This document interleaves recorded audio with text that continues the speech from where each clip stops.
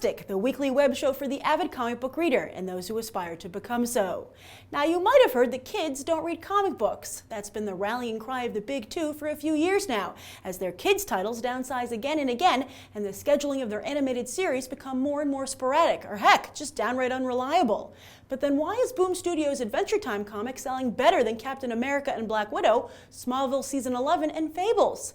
In fact, Boom's Adventure Time title is so successful, they've already got 2 spin-offs and another on the way. But as appealing as the post-apocalyptic adventures of a boy and his dog might be, even they are no match for the centuries-long appeal of pink ponies. That's right, My Little Pony Friendship is Magic #1 from IDW has already sold 90,000 plus copies in advance, which puts it in league with sales for both DC Comics New 52 and Marvel Now. So today I'm going to take a closer look at this phenomenon and see if we can't get at least a little better understanding of exactly what's going on. Plus, as always, my recommendations of what comics to pick up or download this week. Let's get started. Remember when fanboys everywhere were enraged when Twilight started taking over Comic-Con? Well, get ready for a stampede of My Little Pony fans who have already powered their own convention, Bronycon, to a 2-day event with 4,000 attendees. The name refers to the term Brony, which combines the terms bro and pony, and is what My Little Pony's surprisingly robust older male fanbase calls themselves. So maybe fanboys won't mind a My Little Pony invasion at Comic-Con. Even DC Comics has noticed this crossover appeal, hiring away My Little Pony Friendship is Magic developer and executive producer Lauren Faust to create Super Best Friends Forever for their DC Nation brand. On a side note, they've also brought back the She-Ra-esque Princess Amethyst, which is not bad so far. And just like Princess Amethyst, this is not My Little Pony's first pop culture lap. Both originated in the 80s, but I bet a lot more of you have heard of My Little Pony, as it was a very popular toy line for Hasbro, generating a television show and a movie. Originally, the Little Ponies lived in a magical land, but when that land was threatened, they brought a human girl, Megan, to help save the day. Eventually, Megan's brother and sister joined her. And truth be told, My Little Pony has never really gone away, with Hasbro reinventing the line every few years. But no incarnation has created the kind of fan fervor surrounding My Little Pony Friendship is Magic. And interestingly, this new world is human-free, and it's a little pony that is our hero. Twilight Sparkle is an aspiring sorceress who is a hard worker and must be reminded of the importance of friendship. The life lessons of children's entertainment. Her assistant is a baby dragon named Spike, who is a throwback to the 1980s animated series. The other main ponies are Applejack, a southern apple farmer, Rainbow Dash, an athlete who helps control the weather, Pinkie Pie, an impish baker who can predict the immediate future, Fluttershy, who's shy and timid but can stand up for herself and others when she needs to, and Rarity, a fashion designer who's also a telekinetic. Each little pony has a special pet and represents a different element of friendship. There's also a royal family led by the mysterious Princess Celestia.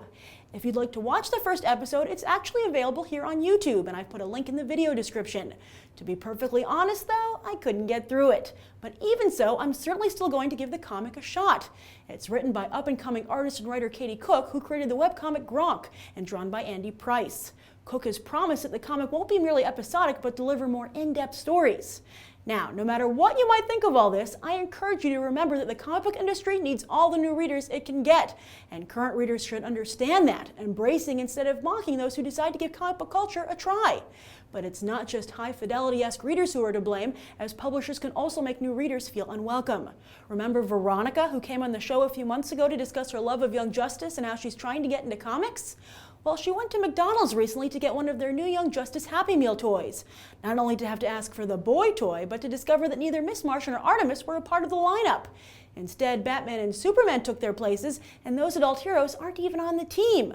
I wish I could say this was shocking, but I think all comic book readers, male and female, have had similar experiences.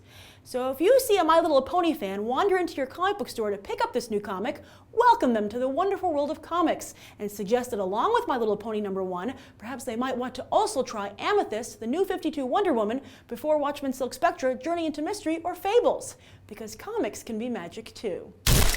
My Little Pony #1 comes out next Wednesday, November 14th, but considering the high interest, you might want to pre-order your copy when you go to the comic book store this week. What else should you pick up? How about Moloch #1? Yes, the Before Watchmen titles are expanding, showing that this controversial experiment, at least for now, is a success. I haven't been too happy with J. Michael Straczynski's take on Dr. Manhattan, but I recommend picking this up for Eduardo Rizzo's art alone. Look at that cover. Then Marvel now begins to pick up speed as the new Iron Man #1 hits shelves. Can Kieran Gillen write as good a Tony Stark as he did Kid Loki? Plus, the shadow of Iron Man 3 falls heavily over this relaunch title as the Extremis virus is front and center. Also, Deadpool relaunches with writer Jerry Dugan, most famous for co-writing Image's Last Christmas, which featured a Deadpool-esque Santa. Yay! I finally recommended a Deadpool comic. Outside of the big two, Image launches another new title, Storm Dogs. A team arrives on an alien planet to investigate a series of bizarre deaths. Let's hope they're smarter than the crew of the Prometheus. Image is also launching a new Perhapanauts mini, a series which not only has a cult fanbase, but features the art of Craig Rousseau, who I teamed up with for Marvel Heroes. Then over at Boom Studios, Darkwing Duck and Rescue Rangers writer Ian Brill graduates to big boy stories with the launch of Freelancers, about two best friends who just happen to grow up in a kung fu orphanage. Finally, I'd like to give a huge thanks to Third Eye Comics, who hosted a signing for Superbia on Saturday, and everyone who took the time to come out and get a copy. It was so nice to meet everyone, and Third Eye Comics is really a special store, with owners who give it a warm, personal, yet still very professional touch. If you live in the Baltimore area, trust me, you'll want to check it out. Also, whoever picked up a copy of Superbia #1 got it early, as it hit stores November 21st. It was originally going to be this week, but Boom feels so good about the book, they wanted to put it out for Black Friday, the biggest shopping day of the year. Plus, remember, you'll be able to pick up Superbia #1 and the trade of the first mini for just $15 total. And that's this week's Stacktastic. I'm Grace Randolph for Think About the Ink. I hope to see you back on Friday for Between the Pages. Until then, happy reading.